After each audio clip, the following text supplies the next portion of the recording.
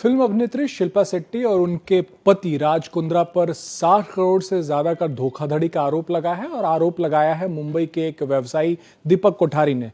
दीपक कोठारी के वकील इस वक्त हमारे साथ हैं जिन्होंने ये शिकायत दर्ज कराई है। उनसे समझते हैं कि आखिर किस तरीके से इस धोखे को अंजाम दिया गया और क्या आरोप है इनका।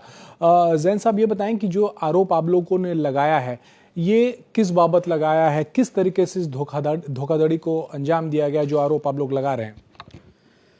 पहले एक बात डेफिनेटली हमें समझनी चाहिए कि ये आरोप जो है एक बेसिस पर लगाए गए हैं। अगर आप लोगों के पास आई एम श्योर एफआईआर की कॉपी मौजूद है, आज पब्लिक डोमेन में है। हर एक रुपया ये 60 करोड़ का हमारे बैंक अकाउंट से उनके कंट्रोल बैंक अकाउंट में गया हुआ है और वहाँ से उनके कंट्रोल के अनुसार आगे उन्होंने मिसयूज़ किया और साइफन ऑफ किया हुआ है। और ये लोग ने अप्रोच किया था कि हमें लोन चाहिए, लोन का बहाना दिया, उसके बाद कहा कि लोन को हम इन्वेस्टमेंट के तौर पे दिखाए, हम इन्वेस्टमेंट का फ़िक्स रिटर्न फिक्स करेंगे और फिक्स रिटर्न का प्राइस फिक्स करेंगे और उस हिसाब से शेयर सब्सक्रिप्शन अग्रीमेंट बनाया हमें, जांच करके लॉन्ग टर्म रिटर्न में टैक्स कम देना पड़ेगा, अगर आप इंटरेस्ट रिटर्न लोगे तो उसमें टैक्स आपको ज़्यादा देना पड़ेगा, सो आप आपकी एक कंपनी नहीं दूसरी कंपनी से दीजिए।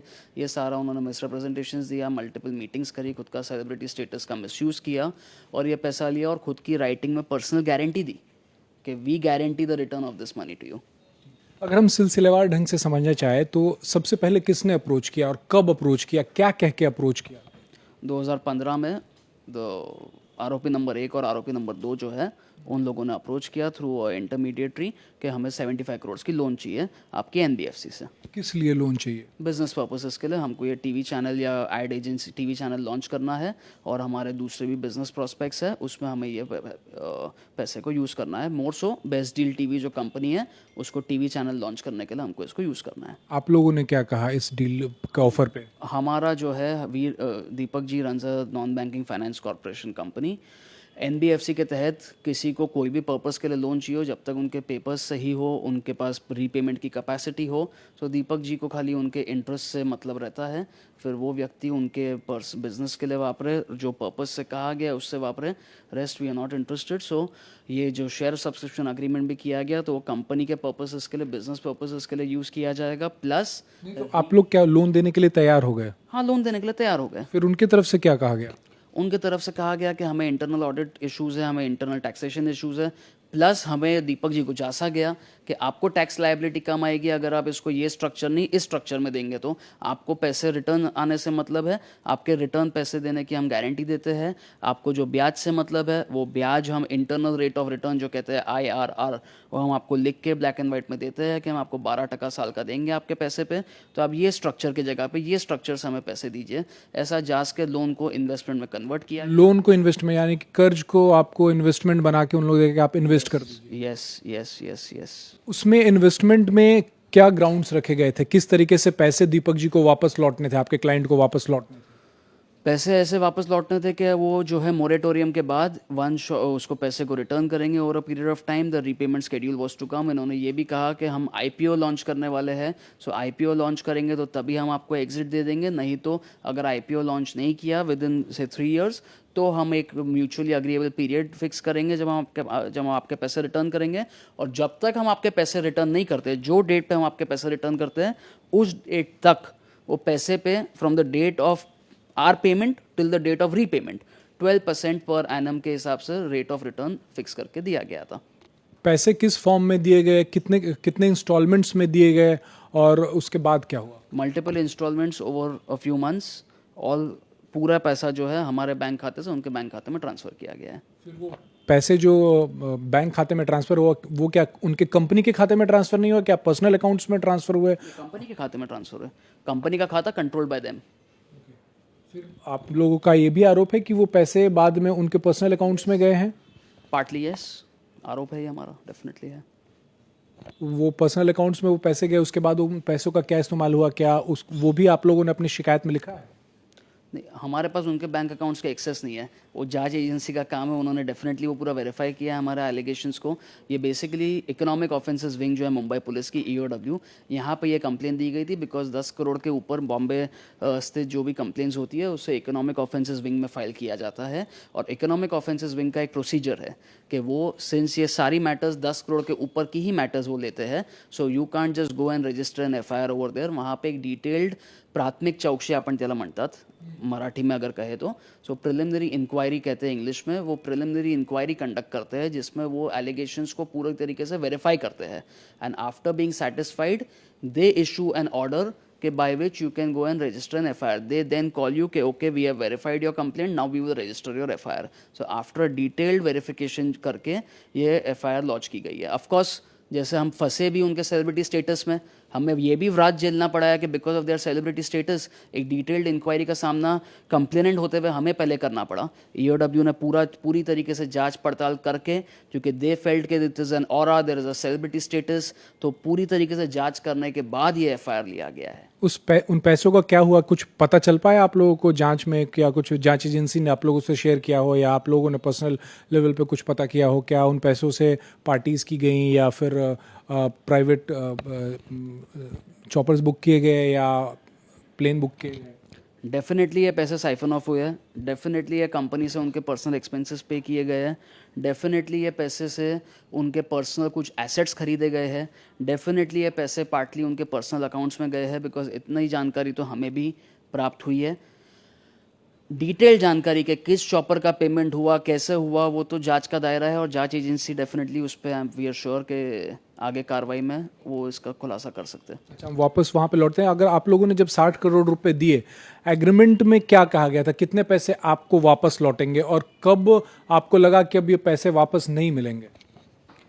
थोड़ा जब हमें कितने पैसे लौटने का था वो बताएं। पैसे कितने लौटने का था, जैसे हमने 60 करोड़ रुपए दिए, सो ये डेफिनेटली एग्रीमेंट में क्लियरली लिखा हुआ है कि जो भी दिन पैसे लौटाए जाएंगे वो पैसे उस दिन तक from the date of payment to the date of repayment 12% internal rate of return के साथ लौटाए जाएंगे। से इन्होंने 60 करोड़ रुपए दिए हैं, अगर वो 3 साल बाद लौटाते तो 60 करोड़ पे 24% 12% एनुअली के हिसाब से जो भी कैलकुलेशन वर्किंग बैठता उतने पैसे लौटाए जाते हैं। ये डेफिनेटली लिखा हुआ है, एक फिक्स अमाउंट नहीं लिखा हुआ है बिकॉज रीपेमेंट की डेट तय नहीं थी, क्योंकि इन्होंने कहा था कि ये इनिशियल पब्लिक ऑफर IPO लाने वाले हैं जिससे इनको काफ़ी मुनाफा होगा, तो हो सकता है वो जल्दी भी लौटा दे। मान लीजिए 100 करोड़ के हिसाब पीरियड मैक्सिमम पीरियड 5 साल कहा था, बट उन्होंने कहा था हो सकता है हम 2 से 5 साल के बीच में आपको अर्ली रीपेमेंट भी कर दे, इसीलिए वो पीरियड जो है रीपेमेंट का फिक्स डेट नहीं दी गई थी। मान लीजिए 100 करोड़ के हिसाब से अगर हम मैथमेटिक्स करें तो अगर अगले 1 साल में वो अगर रिटर्न करते तो 112 करोड़ रुपए आपको रिटर्न करते हैं। अगर 2 साल में करना था करते तो 124 करोड़। नहीं, 112 के ऊपर 112 के ऊपर 12% लगा कर यस। फिर एकाएक क्या शिल्पा सिंपल मैथ्स बोलेंगे तो बोल सकते हैं 136 करोड़ और 160 crore, that is simple math, but वो 12 करोड़ पे भी हर साल का 12% लगेगा। शिल्पा शेट्टी ने भी क्या आप लोगों को आश्वासन दिया था, कुछ रिटर्न लिख के दिया था कि हाँ ये पैसे जो हैं वो लौटाए जाएंगे? एब्सोल्युटली उनका साइन लेटर है। EOW इतनी बड़ी इतनी रेप्यूटेड जांच एजेंसी है, उन्होंने सारा कुछ वेरीफाई किया। दिस इज नॉट ये कोई सिंपल एलिगेशन नहीं है। क्या जांच उस लेटर में क्या लिखा जिसमें साइन किया था शिल्पा शेट्टी ने? It is part of investigation papers, she is given a personal guarantee, she said I will ensure that money is repaid to you, तभी तो इन्होंने इतनी बड़ी रकम दी। 5 साल में रिटर्न हो जाएगी, हो जाएंगे। रिटर्न नहीं हुई तो हम है, कहा गया personal guarantee, you know what is the meaning of a personal guarantee?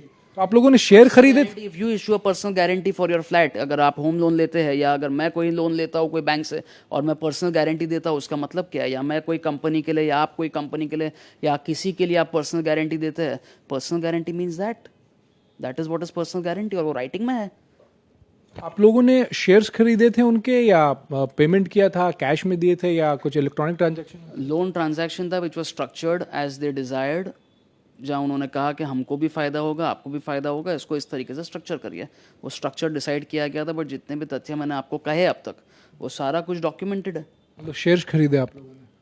हमने शेयर्स खरीदे, किस तरीके से खरीदे? आज शेयर्स खरीदते हैं तो उसका बायबैक वैल्यू फिक्स नहीं होता है, that is the meaning of shares. Shares is a risky, is an investment which you invest in a company, आपको क्या रिटर्न आएगा you don't know, you are a shareholder, but in this agreement the buyback value was written annual return was written. Additionally, a personal guarantee was taken for returning this money. So this was definitely the initial intention was very clear from our end, which we have documented to safeguard ourselves. But definitely उनके तरफ से कहीं ना कहीं इसमें malice और मेलिशियसनेस था, जिसके तहत उन्होंने ये स्ट्रक्चर करके, ये पूरा कॉन्स्पिरेसी करके, कल्यूसिवली प्रॉब्ली 1 करोड़ रुपए के लिए, 1 crore and some odd amount के लिए हमसे 60 करोड़ रुपए लिए, और उसके कुछ ही महीनों में 12 और 18 मंथ्स के अंदर अंदर केस फाइल होता है कि ये कंपनी 1 करोड़ रुपए नहीं दे सकती है. हाँ, किसी की लायबिलिटी अगर 500 करोड़ की होती और ये इंसॉल्वेंट डिक्लेयर हुआ होता 60 करोड़ लेने के बाद, तो हमें समझ आता है लॉजिकली क्या है. हमसे 60 करोड़ रुपए लिए और उसके 18 महीने बाद किसी को 1 करोड़ रुपए नहीं चुकाया उन्होंने, वो भी किस बात का 1 करोड़ था पता नहीं है, और वो बंदा जाके केस करता है और ये कंपनी को इंसॉल्वेंट डिक्लेयर करा देते हैं without इंटिमेटिंग us. This is the manner in which this fraud has happened. It's a clear-cut white-collar crime.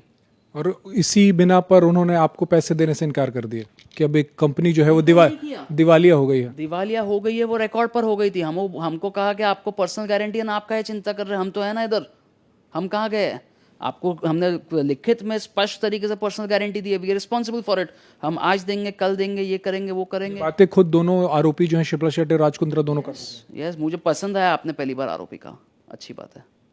Due process of law should be followed for everybody, and such things, such criminal acts should not be happened. Especially हम जो बॉम्बे शहर है, इसमें the way economic offenses has come up, और ये जिस तरीके से क्रिमिनलिटी बढ़ते जा रही है. उनके वकील की तरफ से कहा जा रहा है कि मामला जो है पूरी आरोपों से डिनाई कर रहे हैं और कह रहे हैं कि मामला NCLT में गया हुआ है. कभी आज तक किसी आरोपी ने एडमिट किया है कि हाँ गलत किया था? आप बताइए मुझे, कहीं आपके एक्सपीरियंस में यू हैव अ स्ट्रॉन्ग. उनके वकील ने कहा है कि NCLT में मामला है. हम भी वकील है, हम जब उस तरफ होते तो हमें भी ये कहना पड़ता है, क्या करेंगे. Due process of law will be followed. हम ये तो नहीं कह रहे कि नारो एम आई सेइंग कि I am declaring them guilty, मेरे पास तो पावर नहीं है. Due process of law will be followed, जो है रिकॉर्ड पर है, लॉ का प्रोसीजर है, वो फॉलो होगा. शिकायत कब दी थी आपने और FIR कब हुई? एग्जैक्ट डेट रिकॉर्ड में आप देखेंगे. अगर साल बता पाए. Last year, I don't know. एक साल पहले. I don't remember. If I would have remembered offhand, मैं आपको दे देता, but मुझे याद नहीं है. जो भी है रिकॉर्ड पे है सारा. 1 साल पहले, 6 महीने पहले, कब? 1 साल तो आई थिंक डेफिनेटली हुआ है. 1 साल पहले आपने डिटेल्ड इंक्वायरी, हाँ डिटेल्ड इंक्वायरी हुई है इस मामले में. 12 मंथ्स तो for sure I believe. Thank you. चलिए, बहुत बहुत शुक्रिया. तो शिल्पा शेट्टी और राज कुंद्रा पर आरोप है, 60 करोड़ से ज्यादा के गबन का आरोप है. दीपक कोठारी व्यवसायी हैं, उनका कहना है कि उन्होंने ये पैसे उनके कंपनी में इन्वेस्ट किए थे, हालांकि लोन के तौर पर मांगे गए थे. बाद में कहा गया कि इन्वेस्ट कर दीजिए. इन्वेस्ट के बाद ये कहा गया था पर्सनल गारंटी शिल्पा शेट्टी की तरफ से दी गई थी, ये इनका आरोप है. और उसमें उस गारंटी में ये कहा गया था कि पर एनम 12% के हिसाब से वो पैसे लौटाए जाएंगे. जब भी लौटाए जाएंगे वो 12% के हिसाब से लौटाए जाएंगे और 5 सालों के अंदर में लौटाए जाएंगे. लेकिन कुछ ही महीनों में वो कंपनी दिवालिया घोषित कर दी गई. शिल्पा शेट्टी और राज कुंद्रा इन्हें आश्वासन देते रहे कि आपके पास पर्सनल गारंटी है, आपको वो पैसे मिलेंगे. लेकिन जब पैसे नहीं मिले तब पुलिस का रुख किया गया. अब पुलिस की मुंबई पुलिस की आर्थिक अपराध शाखा ने मामला दर्ज किया और इसकी जांच कर रही है. कैमरा विजय भदौरिया के साथ राजेश कुमार, इंडिया टीवी, मुंबई.